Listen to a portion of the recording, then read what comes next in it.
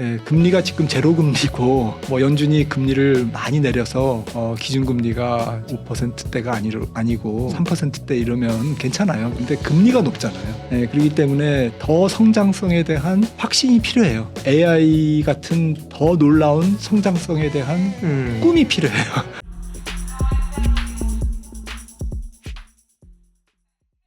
이민수의 경제 토크입니다. 김한진 박사님과 함께 지금의 장은 과연 강세장인가, 그 강세장을 이어갈 수 있는 조건은 무엇인지 논의하도록 하겠습니다. 사실은 우리가 이제 주가를 얘기할 때 위에서 고점에서 한 10%까지는 조정, 한 20% 빠지면 추세적인 전환 이렇게 얘기하고, 또 아래에서도 한 10% 올라가면 이제 상승, 그러니까 반전. 그 다음에 한 20% 오르면 이제 추세적으로 돌아서는데 뭐 강세장 최근에 이제 20% 올랐잖아요. 네. 그래서 강세장으로 전환했다는 얘기가 많이 있는 건데 그것도 믿으면 안 되는 겁니까? 지금 상황은. 참 주식시장이 참 재밌습니다. 예. 일부에서도 말씀하셨지만 사실은 2022년 그러니까 작년이죠. 한참 전인 것 같네요. 작년에 주가가 연초 대비 연말이 마이너스 25%였는데 그러니까 좀 불안으로 몰아넣고 올해는 뭐 말씀하셨듯이 지금 코스피가 지금 현재 시점에서는 뭐 거의 20% 가까이 올랐지 않습니까? 밑에서 한 반 정도 돌렸습니다. 작년 하락분데. 뭐 미국장도 작년에는 20% 하락했고 S&P 500 기준으로 올해는 뭐 한 15% 올랐고 그러니까 정말 뭐 작년은 뭐 이렇게 경기에 대한 두려움이 굉장히 컸다면 올해는 이제 그걸 완전히 또 반대로 뒤집은 그런 상황이었는데 근데 지금 시점에서는 이제 강세장이 유지되려면 이러한 그 흐름 주가가 이제 선제적이 항상 주식시장은 옳다라는 전제를 조금 해야 되지 않습니까? 이 주식시장의 흐름이 오르려면 그러니까 이제 장기적으로는 성장한다 이 믿음을 말씀하시는 거죠. 이게 그러니까 상반기 특히 상반기 주가 상승이 정당화되기 위해서는 조금 이제 필요한 게 있죠. 그게 이제 아까 말씀드렸던 경기와 실적, 기업 실적이라는 이제 펀더멘탈 요인이 뒷받침돼야. 왜냐하면 금리가 낮다면 괜찮아요. 금리가 지금 제로 금리고 뭐 연준이 금리를 많이 내려서 기준금리가 지금 5%대가 아니고 뭐 한 3%대 이러면 괜찮아요. 근데 금리가 높잖아요. 그렇기 때문에 더 성장성에 대한 확신이 필요해요. 그리고 AI 같은 더 놀라운 성장성에 대한 꿈이 필요해요. 이게 꿈이 계속 공급이 안 되면 이게 정당화되기가 어려운 거죠. 지금 오른 것도 그런 AI에 따른 챗GPT 그걸로 사실 오른 바가 있죠. 그렇죠? PDR을 얘기하려면 뭔가 더 나와야 되는군요. 꿈이. 드림이 어쨌든. 그러니까 이제 하반기에도 어머나 이런 성장성이 있었어. 그러니까. 로봇이 이제 내년부터는 뭐 완전히 뭐 이게 보급형 로봇이 생긴대 이러면서 이제 로봇 관련주가 주도한다든지 뭐 엄청난 뭐 신약 개발이 여기저기서 일어나가지고서는 뭐 바이오가 이제 새로운 성장주로 또 떠오른다든지 탱크를 추가적으로 한 1000대를 판다든지 뭐 계속 성장성에 대한 테마가 생기고 우크라이나 전쟁이 종결되고 그럼 만약에 이렇게 된다면 그런 것들은 언제 끝날지 모르지만 뭐 새로운 모멘텀은 될 수 있겠네, 그죠? 재건이나 어쨌든 그런 새로운 모멘텀이 에너지를 계속 땔감을 공급해줘야 강세장이 갈 수 있다 이 말씀이신 거잖아요. 맞습니다. 돈은 있습니다. 돈은 있기 때문에 문제는 뭐 약간 땔감이죠. 펀더멘탈 땔감이 필요합니다. 그 얘기를 제가 여쭤보려고 했는데 기본적으로는 이제 단기적으로의 주식시장이 뭐 출렁출렁하면서 생각보다 언더슈팅 하기도 하고 오버슈팅 하면서 결국은 이제 직선은 아니고 곡선으로 뭐 50년 100년 보면 결국 경제성장과 함께 커가는 거 아닙니까? 그러니까 앞으로는 기업 이익도 늘고 주가도 오를 거라는 신념 그게 없으면 사실 투자하면 안 되는 거죠. 그죠? 그 근간에는 경제 성장 기업의 이익이 늘어난다는 펀더멘탈에 근거한 것인데 동의를 합니다만 그렇지 않은 장도 있습니다. 이를테면 코로나 팬데믹을 이기면서 왔던 장은 뭐 경기 기업이 없었지만 유동성의 힘으로 주가를 엄청 끌어올린 거 아닙니까? 그럼 지금의 강세장도 사실은 경기나 이익보다는 유동성 때문에 갈 수 있다고 얘기하는 분들도 있거든요. 그런 측면에서 보면 강세장의 조건이 좀 부족한가요? 거듭 말씀드리지만 지금은 이제 경기가 어쨌든 다운턴이지 않습니까? 네. 경기가 뭐 미국도 성장률이 생각했던 것보다는 높다라는 것이 올해 성장률이 한 1% 정도잖아요. 장기 추세가 한 1.8이니까 네. 잠재 성장률이 조금 어쨌든 낮은 성장률입니다. 그리고 내년도에는 뭐 가봐야 알겠습니다만 IMF나 세계은행도 올해보다는 낮은 성장률을 예상하고 있고 중국도 올해는 5%대 초중반이지만 내년도에는 4%대 초중반이잖아요. 그 부분을 우리가 간과하고 있는 것 같아요. 네. 뭐 이거 경기 경착륙 없다 이러니까 슬슬 좋아지는 내년에 네. 성장이 다 좋아질 것 같은 생각을 사실 가지고 있단 말이에요. 네. 그게 아니네요. 그러니까요. 그걸 예. 냉정하게 봐야 된다는 네, 거고요. 네. 그러니까 경기는 조금 L자형이거나 혹은 나이키형이라도 조금 꼬리가 굉장히 각도가 낮은 네. 그러한 우상향이 앞으로 나올 것 같다라는 거고요. 그렇다면 전체적으로 저는 2025년 한 후년 정도라 이제 경기가 본격적인 새로운 확장 사이클을 만들어 간다라고 보고 있거든요. 그러니까 올 하반기부터 내년까지는 좀 L자형의 바닥을 다지는 기간이다라는 얘기는 좀 기업이익도 전체적으로 뭐 특정 기업이 좋아지는 기업은 있겠지만 전체적인 다 합친 기업이익은 미국이나 한국이나 조금 그렇게 크게 기가 막힌 실적이 나올 가능성은 적다라는 거고요. 그렇다면 계속 지금 말씀 나눈 뭐 성장에 대한 AI 같은 그러한 굉장히 혁신적인 스토리가 계속 공급이 돼야만 네. 좀 꿈을 먹고 계속 이 기간을 버텨나갈 수 있다라는 건데 이 버텨나가야 되는 기간이 조금 길다라는 거죠. 이게 만약에 경기가 내년 상반기 정도에 돌아선다. 정말 이제 확장 기간으로 완전히 돌아서는 기간 그 모멘텀 그 변곡점이 네. 내년 뭐 상반기다라고 하면 걱정할 게 없는 거거든요.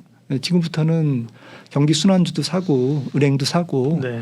뭐 내구재도 사고 이러면 되잖아요. 뭐 조금 뭐 몇 달 물리면 어떻습니까? 사면 되는데 그렇지 않다면 경기의 조금 둔화 기간, 부진 기간이 조금 길어진다면 그 사이에 상당한 우여곡절이 있을 수 있고 또 주가 지수 자체가 전체적인 장세가 좀 상당히 제약된 상당히 막힌 그런 상황이 내년 상반기까지는 진행될 가능성이 높다라는 것을 지금 매크로는 함축하고 있기 때문에 그렇다면 뭐 우리가 주식을 고를 때도 조금 더 이렇게 좀 내가 보수적으로 봤어도 이게 싸. 이게 워렌 버핏이 얘기하는 안전 마진이잖아요. 네. 보다도 약간 실적 서프라이즈 종목이 줄어들 것을 예상해서 좀 안전 마진이 확보되는 종목을 산다든지 정말 조금 성장 스토리가 탄탄한 종목이 아니면 조금 사는데 조금 조심한다든지 이렇게 약간 투자 종목을 선택하고 투자를 하시는데 보수적인 잣대를 들이대야지 경기가 한 6개월 후는 확장하니까 지금은 이제 아무거나 사도 다 먹어. 이렇게 하기에는 지금 밸류에이션도 높아져 있고 시장 전체가 조금 매크로 상황이 그런 건 아니다. 이런 걸 좀 말씀드리고 싶은 거죠. 네. 그러니까요. 기본적으로는 사실은 뭐 우리가 우라카미 군이오의 뭐 사계절 얘기합니다만 뭐 뭐 금융 장세, 역금융 실적 장세 얘기하면 그거는 사실 기본적으로 실적이 좋아서 올라가는 케이스, 유동성으로 돈의 힘으로 올리는 케이스 사실 크게 두 가지 아닙니까? 그렇죠. 그다음에 이제 말씀하신 혁신에 의한 그죠? 이런 기대감들인데 그러니까 세 가지 중에 실적으로 경기로 가기에는 지금 아니다 아래쪽 방향이 그죠? 유동성도 촉매가 있으면 가지만 이자 차익으로는 아니다 그죠? 혁신도 새로운 게 나올 게 뭔지 봐야 된다. 이런 상황인 것 같습니다. 그럼 이제 하반기 매크로 관점에서 볼 때 좀 가장 위험스러운 요인 혹은 이제 위험을 좀 척도를 좀 잴 수 있는 기준, 잣대 뭐 이런 게 좀 있을까요? 네, 지금 뭐 살짝 지금 약간 수면 밑으로 들어가 있습니다만은 미국의 상업용 부동산이라든지 그다음에 지금 뭐 미국도 그렇고 우리나라도 그렇고 연체율, 부도율이 좀 올라가고 있거든요. 이런 이제 신용 경색과 관련된 지표.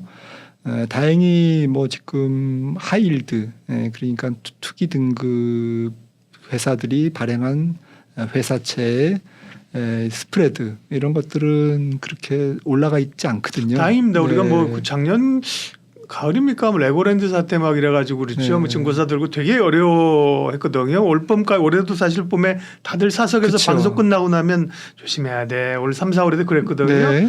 근데 뭐 적어도 그죠. 뭐 좀 진화가 된 건지 그런 쪽은 좀 자금 시장 쪽은 다행이긴 합니다. 예. 근데 저는 네. 이제 그렇게 생각은 안 하고요. 예. 하반기에서 내년 상반기에 또 그 요인이 있어요? 왜냐하면 경기 부진 기간이 길어지면 네. 좀 어려운 기업들은 계속 어려웠거든요. 지금 뭐 자금 시장에도 빈익빈 부익부가 지금 심한 상태고 네. 미국도 상대적으로 경기가 괜찮지만 그래도 어려운 기업들은 부도율이 지금 올라가고 있거든요. 그런 게 전체적인 시스템을 뒤흔들 정도가 아닐 뿐이지. 완전히 그리고 사라진 건 아니다. 네, S&P 500 기업이라는 거는 그 큰 미국에서 500개의 좋은 기업만 모아놓은 거잖아요. 그렇죠. 다우는 30개 종목을 네. 모아놓은 거고, 그러니까 이런 기업들은 사실은 끄떡 없습니다, 거의. 그런 기업들을 그러니까 주식시장 괜찮은 거죠, 역설적으로. 하지만 물 밑에서는 이제 경기 둔화 기간이 길어지면. 경기가 부진한 기간이 길어지면 그런 기업들이 계속 노이즈를 일으키는 거죠. 주가가 올라갈 때 너 왜 올라가? 이런 위험도 있어. 그러면서 이제 딴지를 건다든지. 하지만 뭐 그거는 딴지를 거는 거지 뭐 시스템이 무너진다든지 큰 은행이 뭐 문제를 일으킨다든지 이런 건 아닐 겁니다. 그런 위험은 없기 때문에 그래서 저는 주식시장은 뭐 박스권에서 움직일 거라고 이제 믿음을 갖고 있고요.